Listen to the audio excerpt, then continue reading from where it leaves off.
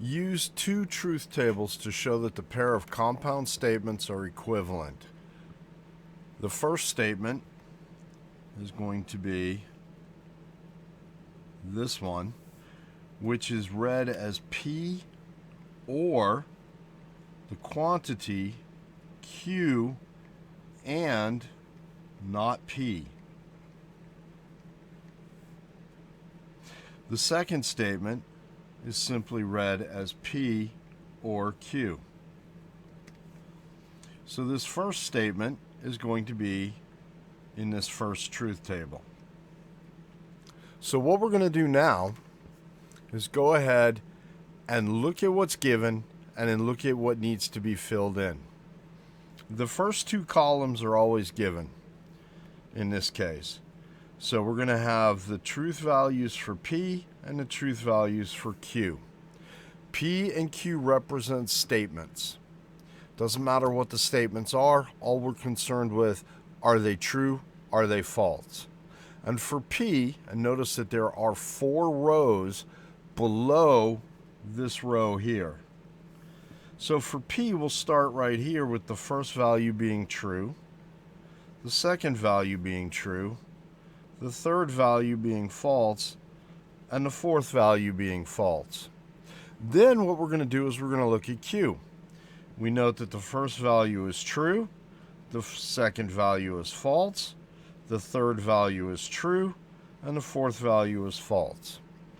And now what we're going to do is we're going to use that to fill in the columns in my truth table based upon what each one of these statements is saying.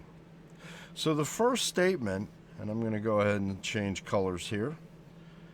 The first statement is simply P. And what we're going to do is repeat the values that were given as far as true or false. So P is true, true, false, false. The second statement is Q. Once again, we're going to use the values that were given in this column for Q, which is true, false, true, false. Now, the third column right here, this is read as not P.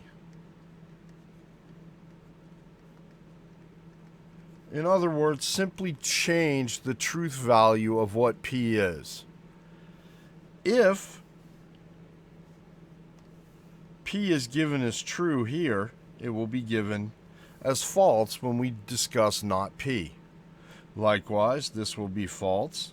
Then these will be true, both of them. Now what we're going to look at is our fourth column.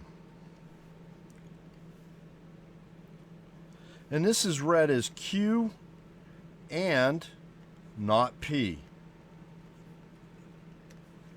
Which means that I'm going to have to take the truth values of both the second column here and the third column here and combine them. Now remember, a true statement only exists when we're dealing with a compound statement if both values, Q and not P, are true. So let's look at the first one. So Q is true, not P is false. Therefore, Q and not P will be false. The second statement, Q is false, not P is false. Since they're both false, Q and not P will also be false. Then we'll look at the third row. Note that Q is true and not P is also true. Therefore, Q and not P will be a true statement. And then we'll look at the fourth one, where Q is false, not P is true. Q and not P will be false since both of them are not true. Once we do that, we're going to move on to the next column. And in this case, the next column is going to be read as I stated up here before. It's going to be P or the quantity Q and not P, which means that what I'm going to do is I'm going to use the conjunction here, or actually disjunction, I'm sorry, of or, and I'm going to consider this column P or this column Q and not P. Now, in this particular instance, if one or both values are true, then the statement will be true. Which means that one of the values could be false as long as the other value is true. If both values are false, then the statement is false. So we'll look at this one. Remember, we're doing P or and the quantity Q and not P. So we will look right here. And let me change colors real quick. This one is true, and this one is false. Therefore, true or false is going to be true statement. This one is true. This one is false. Likewise, true statement. This one is now false, but this one is true. Likewise, or I should say, it's also a true statement. Then finally, when we look at this one being false and this one being false, that means that the statement itself is false. And so this last column is the column that we're keying in on. Now, when you are doing these truth tables in any platform, the table may not be set up exactly the way that I've set it up here. The reason that I've rewritten the table is so that I can identify the truth value of each given component before finally putting it all together.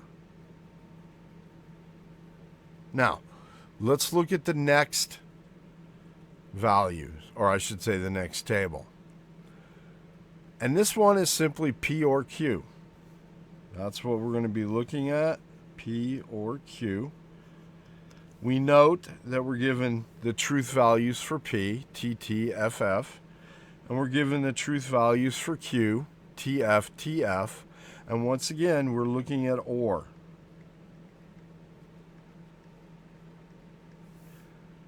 An OR statement is true if one or the other or both are true. They're both true in this one, therefore this is true. This one's true, this one's false, therefore true. This one's false, this one's true, therefore true. These are both false, therefore false. And now what you're going to do is you're going to look at the values in the last column in each table. And you will know that they are identical. And therefore, we have shown that this statement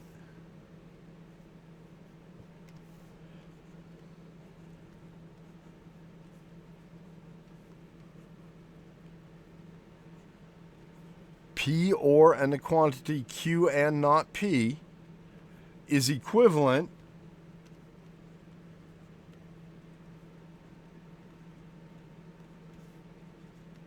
to this statement.